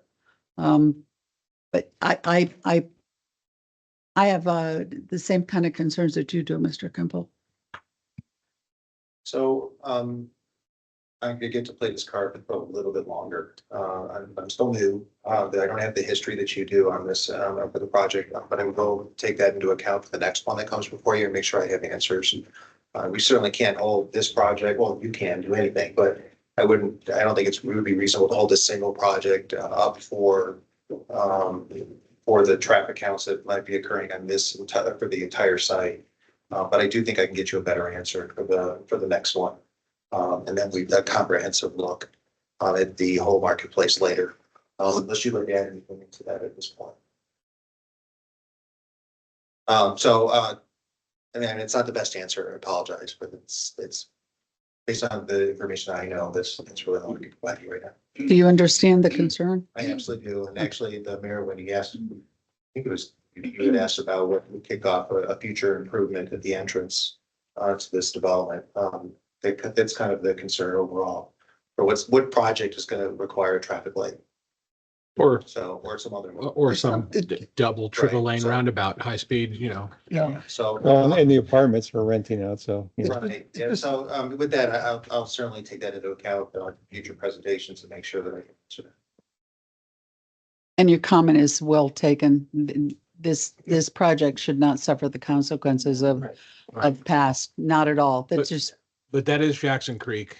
It is in Triview. I think as partners with them, we need to investigate what's gonna kick off a warrant, because they need to be prepared for that road, right? All the housing to the north that's being developed, and they barely kick the dirt over in Monument Junction, right? There's about 24 houses being lived in and plenty more coming. I don't know that 2 years ago, that traffic study would have known exactly what was coming in Monument Junction. And nothing to do with Ziggy's. Just want to make sure that those people that are going to these establishments are safely able to get in and out. Well, it's not the vehicle traffic. It's also, you're so close to a high school that a lot of kids walk or they ride or they skateboard. The cross-country team also runs along Jackson Creek Parkway as well. So. Then you have right across the street, you have the senior citizens. Are they gonna be, they're gonna be running across the street for coffee? You don't know. Okay, other questions from the council related to, do we have is the applicant Wait, here to- hold on before. I have a technical question. And I will say that I do appreciate the optimism that this is already listed on Google Maps. Is it really? Yes. Yeah. So the detention pond, I see a detention pond in this stormwater study. But it's a little hard to tell where that is in relationship and what all drains into this pond. Because as you know, we have some issues with USAFA and we need to stay on top of this stuff so that we don't impact them any more than we already are. But there's a building and it's draining into this pond, but it's not this building. And I don't know that I've ever even seen this building, to be honest. It's on the west side of Cinematic Drive. Is there anything built there? Okay, well, is the pond there yet? Yeah, bring him up. Brett and Key Creekside Developers. Yes, that pond does exist. And it is a shared detention pond, offsite detention pond for the 6 lots within the Monument Marketplace, of which Ziggy's is one of those lots. And then there is one lot on the west side of Cinematic View. You may recall Ferrari Films. That lot was for them. It's since been sold to another group. It's looking to do an office building, but it does not yet exist. So this on this drainage study, this is the old Ferrari Films site? If there is a building shown. Yeah. Oh, I remember. Is that the old Yes, Ferrari right. Films? Okay. Well, that makes sense. So this shares, so this pond is just strictly for these 6 commercial lots? Okay. All right. Thanks. That's all I had. That's all you had? Well, that's all I have technically. Okay. Anybody else have anything? Is there? I'm. We're getting there. Just want to make sure that we've abused staff first. Well, okay, I as do- long as we're still, I do as have- long as we're still abusing the staff. Yeah, because I have one more for stuff. Regarding, just as an overall, just to put this on record and just for the future, when we come to doing any more developments on here, I just want to make sure that we are retaining or detaining this water and it's not going down Teach Out Creek past historic levels without using 30-year-old studies, because, as you know, we're having some issues with USAFA and we got to make sure we stay on top of that. We're in the process of, we've had several pre-application conferences for projects in this area. And we've accepted applications for those. And those are some of the questions we're asking. So, but is USAFA's, for the detention pond in itself, has that gone for these lots in question? Has that been written off as acceptable from USAFA? They are included in in our referral or our development review partners. They received all this and they've provided letters.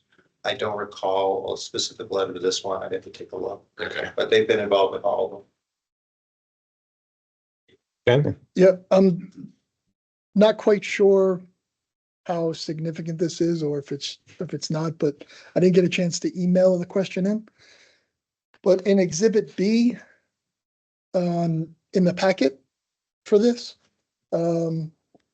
Exhibit B legal description underneath the final planned unit development documents, number 2, it says grading, erosion control, and site construction plans, Ziggy's Coffee prepared by Civis Engineering, last revised 6/18/224. It's just a typo. So I don't know how specific and accurate it should say 2024. I don't know if that's a legal beagle thing. I appreciate you catching that. The ordinance itself that should have a list of the documents that are being approved, and hopefully I don't have a typo there, and if I do, we'll note that in your recommendation to make that fix. In the ordinance itself? Yeah, there's an attachment Right. to Exhibit A and B, I believe, at the end that shows it's got the finding of facts. It's also got the list of the documents that are being approved as part of the PUD. Yes, so Exhibit B, number 2, we will have to make a modification in the language of whether we Okay. approve or whatever. I Right. appreciate you catching that, because that's why I wanted to make sure that these documents were included in the ordinance so that we have sufficient records to reach back to. I mean, it's a typo. I don't know. Just Yeah. make note of it. And I don't know if that can be a pen maker. if it's- yeah, I mean, I signed the ordinance itself, not the exhibits. And then are there any planning documents I have to sign? So Exhibits included. The exhibits are noted. yeah, there's all that. And it's a typo. So Mr. Cole, do we need to modify any motion when we get to that point to include the correction that needs to be made? It's missing a 0, or can we trust that staff will notate that we are not in the year 224 any longer? I always like clarity, and the exhibits are incorporated in the ordinance, so I would prefer that the motion include that correction. Okey doke. All right. So are we? You owe me a coffee for that. Oh, Tuesday open. okay. I think you've been abused enough. Would the applicant like to say anything? Good evening, everybody. Thanks, real quick, just a little background. My name is Greg. Come up to the Glenn. mic. That way the public can hear you. You're okay? My wife and I, and some partners, Jill, Glenn, my wife and I, will be building this Ziggy's Coffee. Want to give a little background to you guys. We've got, for local, so we'll talk about a local business, Jill and I, and we're raising our 11-year-old grandson here in Lyman. So we live here in town. We moved here a couple years ago from Loveland, from up north. So we're very excited about this. Actually, this will be our 6th Ziggy's. We have 5. We had 3 others in the Springs areas. We have a couple up north, and that's where we said move close to the ones down here. And once we moved on, we thought, it'd be nice to get coffee near our house, right? So you saw for the pictures. I do the construction stuff. She does design. You'll be able to see that and see the building. We have a building similar to this up in Loveland. It's a copperish colored roof. It's repurposed beetle kill wood on the front, on the back. There's fake windows all around us, so it looks like it's a house. Like it's a very nice building. This is just some stucco thing slapped up there. You know, as they mentioned before, which kills me when I see the bills, the landscaping has been really well done. Thanks, Joe and MH, for that cost. But it'll be beautiful. It'll stack around 15 cars just in our drive-through lane. So you're worried about things spilling out and stuff. No, we have plenty of stacking for cars. We have a similar cafe to this up north, right across the street from Thompson Valley High School, if you guys know where Loveland's at. So we're used to the walkers. We're used to the high schoolers every day and how to treat them and get them in and out. We have an app. If you're not familiar with Ziggy's, we chose them as their local in Colorado. They're based out of Longmont, actually Meade. They started, I think this is the 20-year anniversary. We joined them as I think their 8th or 9th store open about 4 or 5 years ago, and decided to just kind of go crazy with that. And it's something that's been a dream of Jill's for her life to have a coffee shop. My career took me around the country. We could never put our roots down until now. So we've been making up for lost time. But it's like, again, Ziggy's has 100 stores open. They have 300 in development. They're in like 15 or 16 states now. So it's when we start with them, I think they were in 2 states in again, 8 stores. So it's a legit company that way. You'll see them all across the front range, certainly in other places too. They just signed a 50-pack deal in Atlanta, Georgia, in fact. So I tell you that, so you know we're not a fly by night, but Jill and I are here local. She'll be there working it. You know, I'll be cutting grass, but we will be here with our grandson a lot. He goes to school over Bear Creek. So miss anything else, other we're really excited to have something here local. I think you'll see the building will fit in nicely with the community. We want it to be a homegrown place. Inside the floor plan, there's a double-sided fireplace that have soft seat on both sides with the outdoor deck for their purpose because the pond there, the detention pond, blocking a building behind us, and we'll sit on the patio, have a cup of coffee, and look at the mountains. It's our goal. So it'll be really, you know, it's really nice that way. A sidewalk up to so folks can get safely in and out there as well. It'll be, again, it's very nice indoor. I think the seating is around 50 people, which will hit, but backs there, it's there as possible. We've already got sponsorships set up with Lewis Palmer High School and Palmer Ridge High School. Obviously, we will employ 20-25 people at any given time, kids to adults. It's been our experience. So it'll be a nice, you know, a bump for them. I think for jobs for the area as well. A nice tax base, and we do breakfast, lunch, and dinner. We're open 5:30 around 7, so we won't be late at night, crazy, making a lot of noise. You know, we have security cameras everywhere. As Jill knows, we monitor these things a lot, so it'll be a safe location as well. That's our goal. So I'm sorry, I'll keep rambling. I'm very proud of what Jill has built. I do this stuff and I get out of the way, and she runs it. But we're very excited about this and show you guys what Ziggy's is all about. Thank you. Thank you. So I do want to say one thing about your design, because I love the design. And if and we've been talking for some time around here, and at some point we'll probably try to get to it, to come up with some type of design standards, and that would be the model that I would personally want to see. So, you know, yeah, great job on the design for that. Yeah, it's very similar to the one we have in Loveland, and we get great reviews about it all the time. It's just, it doesn't look like a commercial building, right? It's in, it looks like a home, and repurposed wood is beautiful, and it's also repurposed, so. Yeah, that's our. Thank you, appreciate that. Well, thanks for doing that, because it means a lot. Appreciate it. So, Okay, any other comments or questions for the applicant? All right, this is a public hearing item, so we will open it up for public comment for those who would like to speak for or against the approval of this ordinance. Is there anybody in? Nope. I would just like to say I grew up near the one in Loveland by Thompson Valley, and it is an amazing chain, beautiful, and my whole family's loved it for years. So, Thanks. Thank you. Thank you. Is there anybody else locally in here in the room that would like to speak? Okay, anybody online will? I show no raised hands there. Okay. Then we'll close public hearing and we'll bring it back to the council for further discussion or a motion. I'll move to approve ordinance number 18-2024, an ordinance approving the final plat unit development for Ziggy's Coffee. Second. Wait. Plus. And changing the date on Exhibit B, number 2, to reflect the current year of 2024. Second. All right, now we have a motion and a second. Mayor Pro Tem King, yes. Councilmember Kimpel, Before I say my vote, I just want to make sure that we do get a handle on what I'll say is proper traffic or updated traffic studies to be used on Jack Street Parkway, because it already is a debacle as it is. And we're going to be adding apartments, homes, and businesses. But I do welcome this business, and my vote is yes.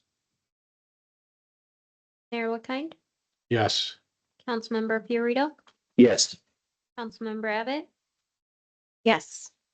Councilmember Romanella, Yes. Yes. Councilmember Chronic. Yes. That motion passed 7-0. Congratulations. Welcome to Monument. You can officially let Google know you're moving in soon. And any other mapping application that's out there? You have a ETA on when you think you'll be opening? Spring? Yeah.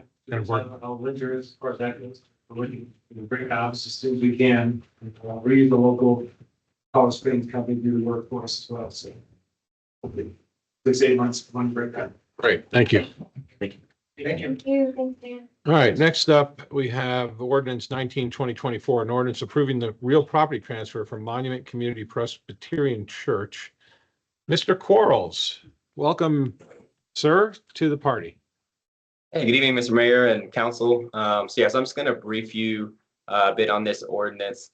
And I'll let Madeline, if you want to jump in, Madeline, please do with any extra details. But just to start, so this is a follow-up to a resolution that you all passed back in October regarding a memorandum of understanding regarding the Heart of Monument Park project. So this is the actual land transfer contract.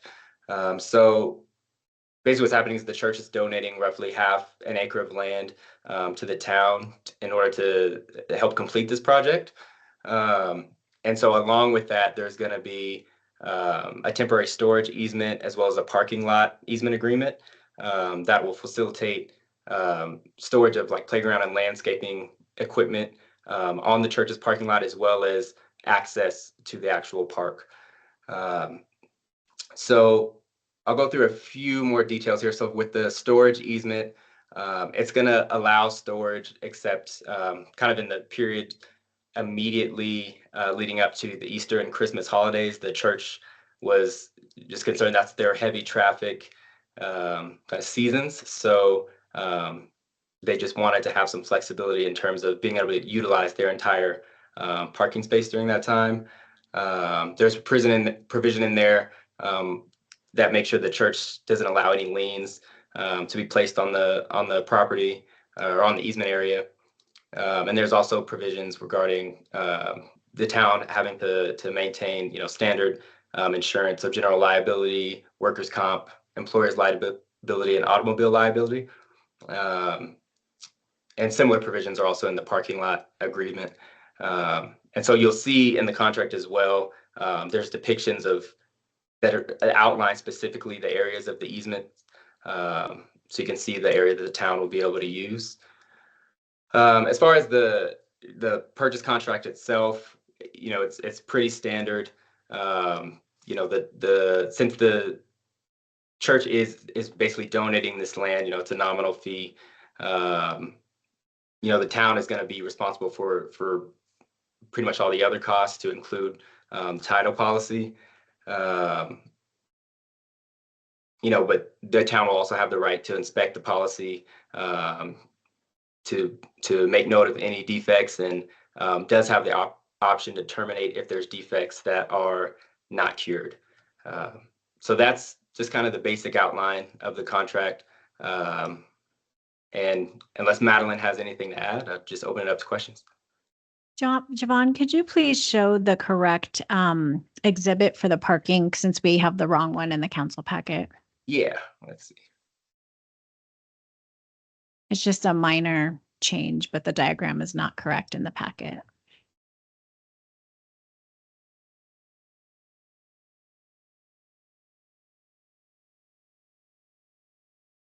So this is just going to be the very last page of the contract.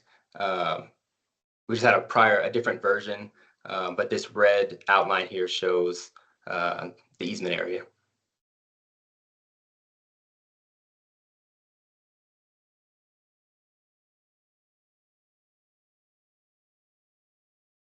Okay, that's presentation on this. Okay. Any questions or comments from the council for Javon or Madeline, or even representatives from the Presbyterian Church who may be here? No? Okay, another public hearing item. This is open to the public. For those who would like to come up and speak for or against this ordinance, please let me know. Come on down. Okay, anybody online? I show no hands raised, Mayor. Okay, it's just coming back to the council then for further comment or motion. I'll make a motion to approve ordinance number 19-2024, an ordinance approving a real property transfer from Monument Community Presbyterian Church. Second. Motion in a bunch of seconds. Ms. Erickson. Councilmember Romanello. Yes. Mayor Pro Tem King, Yes. Councilmember Fiorito, Yes. Councilmember Abbott, Yes. Councilmember Chronic, Yes. Mayor LaKind, Yes. Councilmember Kimball. Yes. Okay, I guess I do have one question though, because we've seen a bunch of things related to the park, lots of fundraisers, which is great. What's our expected, how many more things left related to this are we going to see before someone takes a shovel and starts digging up for a park? So I could invite Scott up to talk about where we're at with fundraising, but I think we still have a little ways to go. Okay. We have some grants in process. If you want to, or we are expecting in the next couple of council meetings that we will have a presentation on the Heart of Monument, kind of the final design, where we're at with fundraising, things like that. We'll wait. We'll wait. Thanks. Okay, thank you for that. Public comments for items not on the agenda. Individuals attending in person may raise their hand to indicate their desire to comment. Individuals attending via Teams may raise their hand digitally to comment via connected devices. Please lower your hand when finished with your comments. Comments are limited to 3 minutes. Is there anybody here who would like to make a public comment? Okay, seeing none. Anybody online? No hands raised, Mayor. All right, then we'll move on from public comment, and we'll move on to number 7, future agenda item. Thank you. Future agenda items, authorizations. First up, Madeline.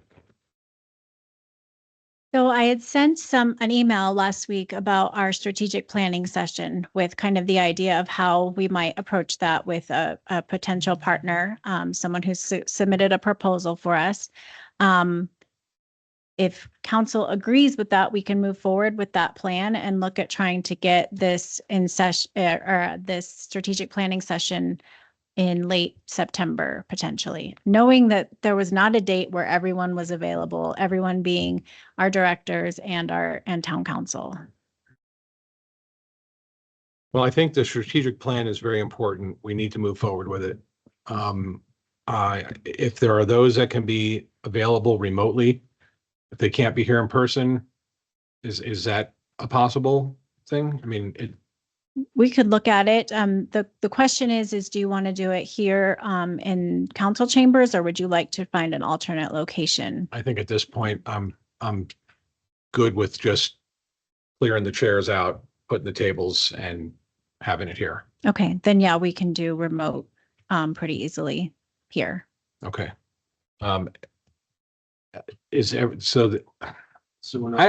do have an issue with it being 2 work days, the 26th and 27th. Is there any, I mean, I don't know about everybody else. I'd rather take 2 days off from work or 1 day off from work and have a weekend consumed. We can probably limit it to Friday, which I believe is the 26th, 27th. Or like a couple of hours on Thursday and a couple of hours on Friday. I mean, we can work with whatever is the best schedule for council. We'll be here. Suggestions from the council. If I have to take a day off, PTO, Fridays are good because they're relatively slow and I just jinx myself. But that would be ideal. It is 1 day versus 2. If we work hard at it, we can probably knock it out in 1. Well, knowing that this is a process, it's not all going to be done at once, but we could focus on our budget items for the first meeting. John could maybe work through some things and then maybe we could work for through our budget items. But that strategic plan is going to cost us some amount of money and we need to make sure we account for that.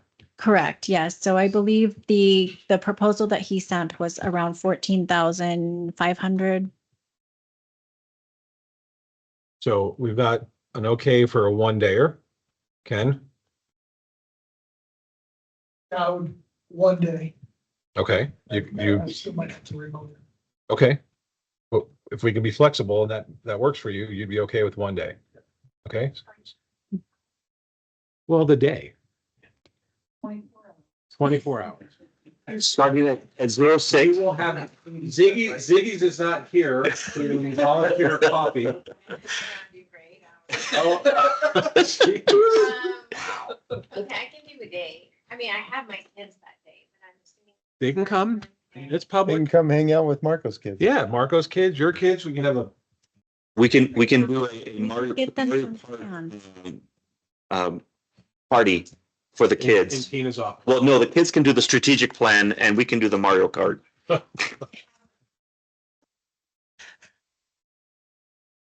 Yeah, we'll have food.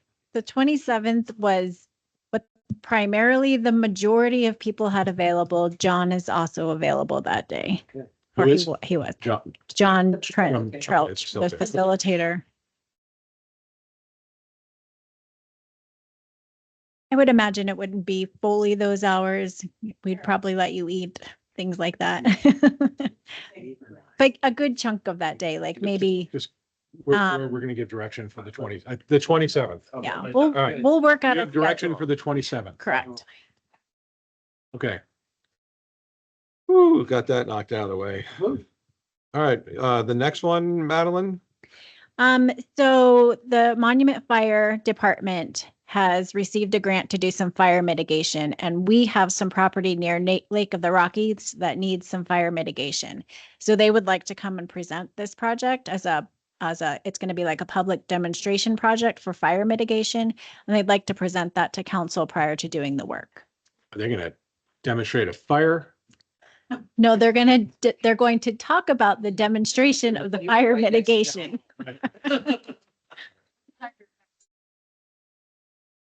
Okay, so what's the date you're looking at?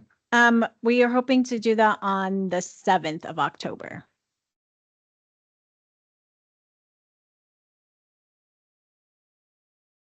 So, No, it would be a presentation. okay, I mean, what's is it packing the agenda or we're looking good? Yeah, so far it's not a full agenda yet. Okay, So all right, so October 7th.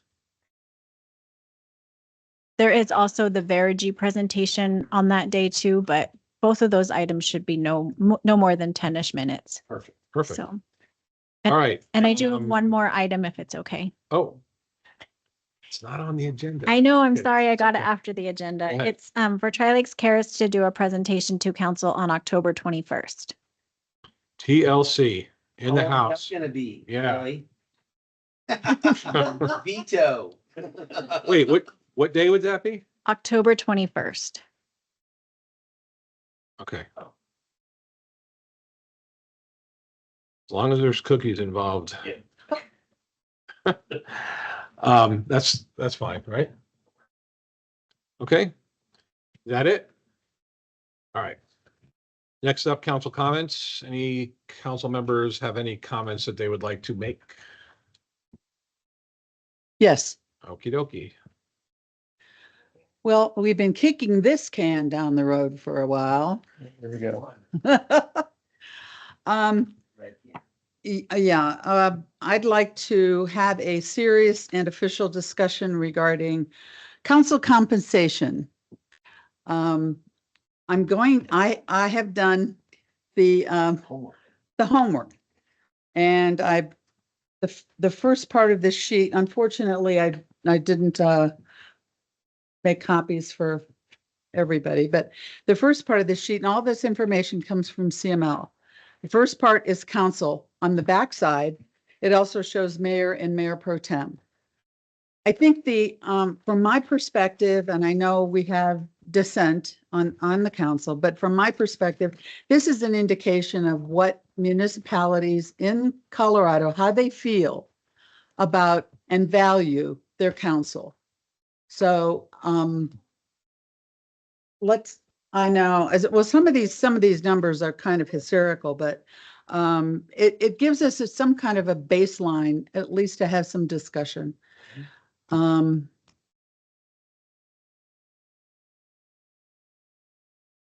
So would you like this to be put on as a future agenda item for you to be able to present something other than the sheet and then discuss what you think the next steps would be? Yes. And by future agenda, I mean probably sooner, before it would have, if you want this to be in place. No, it can't be by the ballot. No. So Mr. Cole has That's right. informed us this could go via ordinance. That's right. And we are in budget season, so we need to be aware of that. Correct. So that if we make a decision and an ordinance is drafted and there's a dollar amount tied to it, that it would be reflected in 2025 post the election, and that the staff can account for that number in the budget. I noticed they did put something in the line. Well, I noticed, but that was for the whole council. We would be splitting that. Right. For No, I get that. for 4 people. No, I get that. At least they put the line. Yeah. Right. Okay. I think we should discuss this sooner than later. Yes, I agree. So can you add this as an item for the next welcome. meeting? And do you want a copy? Should I send you guys a copy of this? And then we can include it in the packet. Perfect. Will do. Okay, any other council comments? Yes, Okay, I'll reserve my comments about the pay. Again, I just don't think it's a good idea with the, especially when we're looking at cutting other things out of the budget, or we're trying to enhance our police force or wages for the police force. Anything helps. But that's for another discussion. But I was wondering where we stood with the talking with D38, because we're talking about a strategic plan and some of the things probably should marry with them about that or complement one another. And also, did we get the TriView data that we were asking for as well? I'm sorry, the what data? TriView's data numbers. We have an executive session scheduled for that, I believe, on October 7th. For that data that you're talking looking about for. NDS? The NDS or the? Oh, No, what are you talking about? What TriView numbers? At the last meeting, we were discussing about asking them either to come back or provide those numbers again to us so we can, Oh, you want to see what their NDS numbers were? yeah, Based on the new, CSU. the CSU numbers. yeah. Right. Oh, we gotcha. reached out to TriView. I don't believe we've heard back on a potential for when they could present that information. As for D38, I did in passing get to meet the new superintendent. We were supposed to get a meeting scheduled with myself, the D38 council president, and Madeline with the superintendent. I will be happy to bring the topic up, but I will, as chief has presented multiple times, the school district has to approach us for SRO services. I will not. But it's not just that, it's going into the strategic plan when we start talking about our residents, our community. That's something that when we get to that, You know. when we're meeting that Saturday, I am all fine with you bringing that up. Or Friday. Meeting on Or- Saturday. Or Friday, sorry, Friday. I am all fine with that being brought up as to how D38 fits into it, just so long as it's my view is we're not going to pursue D38 for something they've not come to us about. And if they do, then I certainly believe we should have the conversation. Agree. I believe they signed a contract with El Paso County. Sure. Yeah, Sheriff. they do have a contract. I think it's fairly long, but I don't quote me on that because I don't know. Any other questions or comments, Ken, on? Okay, we'll find out from Mr. McGrady, if we can get an answer from him. I mean, they've presented the numbers in public, so it shouldn't be something that it's secret. They come back and tell us what's come back due to the cost of CSU services. Yes, I did send an email to Jim McGrady, I think at least 2 weeks ago, but have not got a response. So I will look into that. Okay, thank you. That answer. And I'll send him a text message as well and to Mark, letting him know that we're interested in to get with Tom Tharnish. Okay. All right, then we move on to executive session. And Adjourning immediately I afterward. was gonna get to that. Wow, I was just asking. I know. Executive session pursuant to 24-6-4024E CRS to determine positions relative to matters that may be subject to negotiation, developing strategy for negotiations, and instructing negotiators regarding the loop water system. We will adjourn from executive session. As no actions will be taken. We need to make a motion. Yeah, so I'll make a motion to enter an executive session pursuant to 24-6-402 sub 4 sub E CRS to determine positions relative to matters that may be subject to negotiation, developing strategy for negotiations, and instructing negotiators regarding the loop water system, and adjourning after. Second. We have a motion and a second. Ms. Erickson? Councilmember Chronic, Yes. Councilmember Romanella, Yes. Mayor Pro Tem King, Yes. Councilmember Kimball, Yes. Mayor LaKai, Yes. Councilmember Abbott, Yes. Councilmember Felix. Aye. The motion passes 7-0. We'll take 5, and then we will have Mr. Cole lead the effort. Everybody else who is not going to be here as part of the executive session, have a good night. Thank you.